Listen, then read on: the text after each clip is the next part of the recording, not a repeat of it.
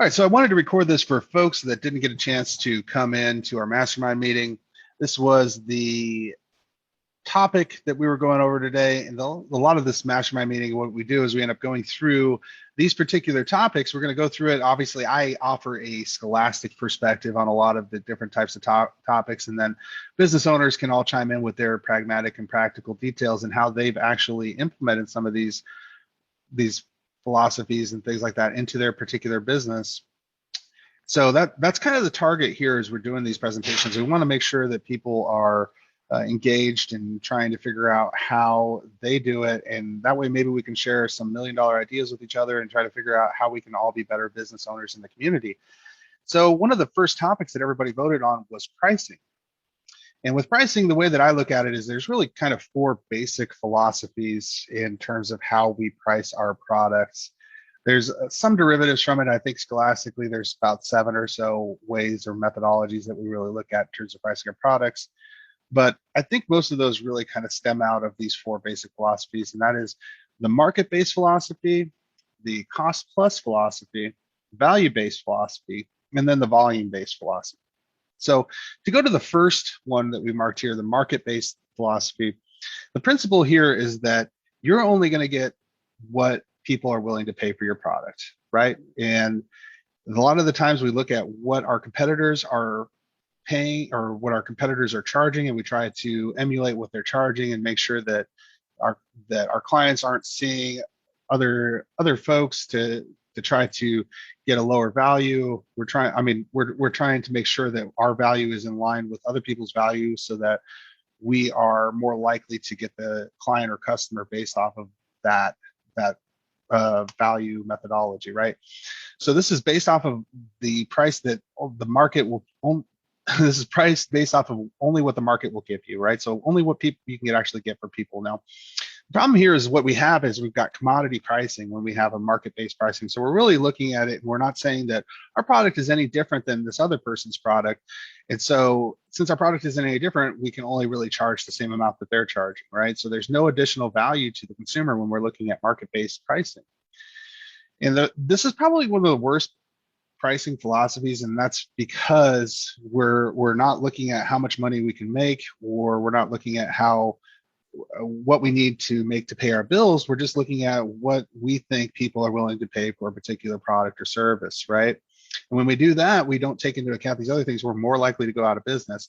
And this is one of the worst things that you can do maybe as a new business owner, is really go through this market-based pricing methodology and really trying to make sure that's there. One of the things you really need to do is you need to look and say, am I providing a product or service that's different than other people? And if so, can I charge more based off of that? And am I reaching my margins that I need based off of that type of pricing methodology, right? Now, a lot of times we'll use market-based pricing to get a spot inside of the market, right? To actually make our inroad into the market. So we'll underprice things in order to actually get some people, with the focus on building that value with people, and then later on differentiating ourselves by building that specialty, that service, that extra service, and the extra things that give you that extra value. So the market can give you a range, right? So it can say, shoes cost $30. Right, but we also know that there's Walmart shoes would cost you $20, and we have Nike shoes that cost you $50.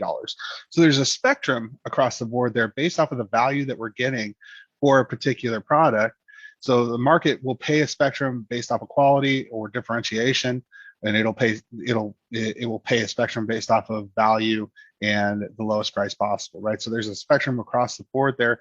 A lot of times we want to kind of aim for in the middle. But we need to make sure that if we're going to be selling a shoe, that we need to provide enough differentiation that we can afford our margins as well. So cost-plus methodology, this is basically taking all of your costs that you have across all the other aspects of your business and adding that into a specific client and pricing it based off of that, either that client or that customer or the tangible good, and marking it up to a desired profit margin.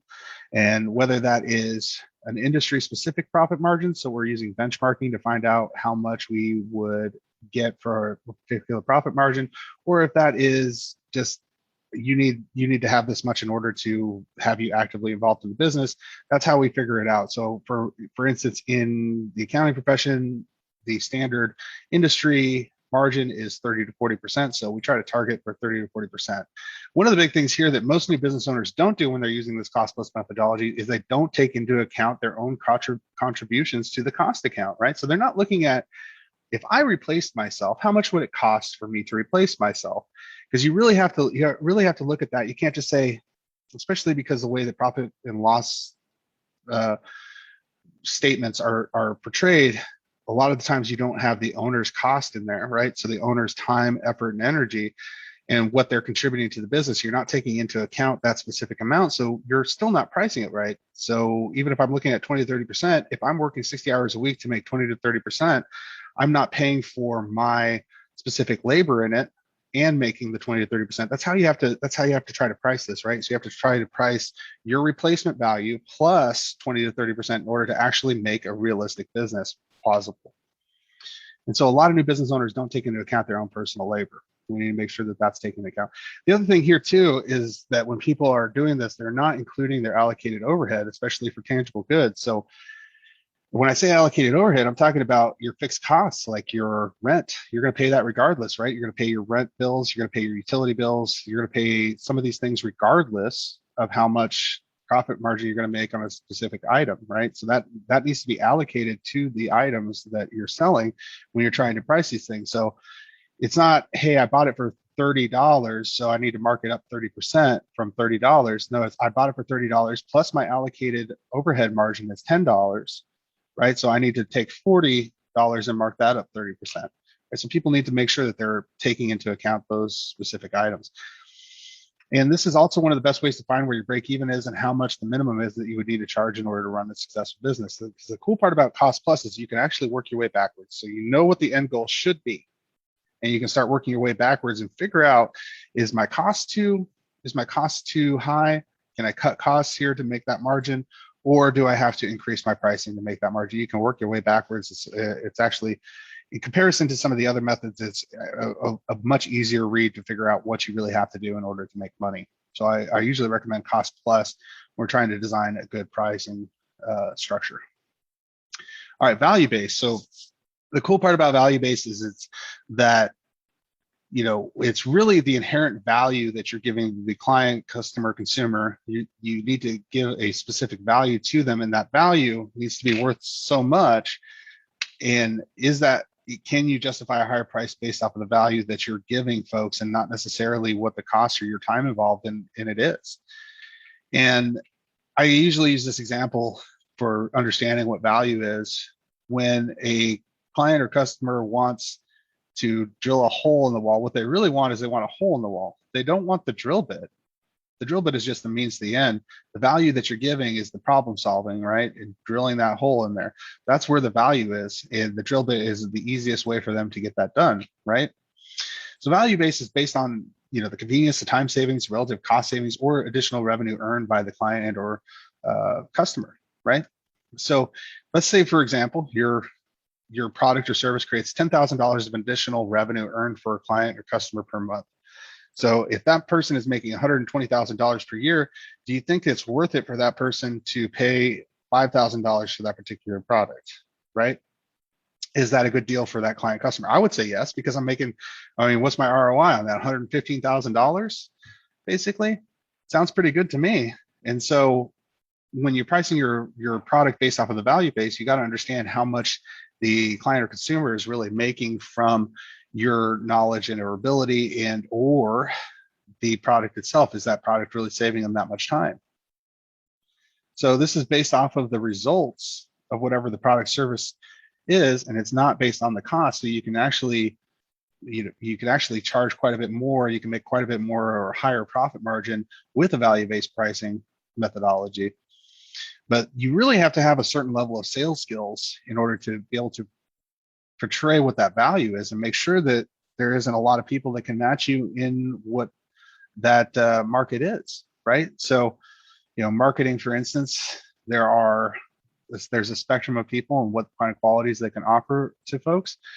And so you really got to be able to understand how much value that you're really giving to somebody. If you're willing to, if you're, especially if you're going to charge them $5,000, you got to say, hey, look, I mean, you're going to probably make $120,000 based off of this information alone. It sounds like it would be a pretty good deal in this particular circumstance. So volume-based methodology, this is the final one that we're going to look at. And the general principle here is that you're going to sell enough products that it will contribute enough to your fixed margin, your fixed costs, that when you reach a certain volume, your margins are going to go up and you're going to make enough margins overall in order to justify a lower base cost, right? So you have to sell a lot of product in order to make a margin with using this type of philosophy. And we'll see that a lot of times when we look at like places like Little Caesars, right? Little Caesars has to sell a lot of $5 pizzas in order to make that margin, right? So you have to figure out how many pizzas you have to sell in order to pay off your rent. Once you pay off your rent, then you just have variable costs, the amount of people that you have on staff and all that, and you paid off your utilities and everything like that. So your margin goes up to a larger percentage. Once you hit, 500 pizzas, like let's say 500 pizzas, you make 2% margin on, or maybe it's even a loss leader on it. And then for 100, you make 40 or 50% margin on the next 100, right? So that's really that philosophy when we look at volume based is gaining an edge in the market because you're able to move so much. So that's pretty much it. And I would just like to say that we're going to go ahead and put up a list here of some of the other stuff.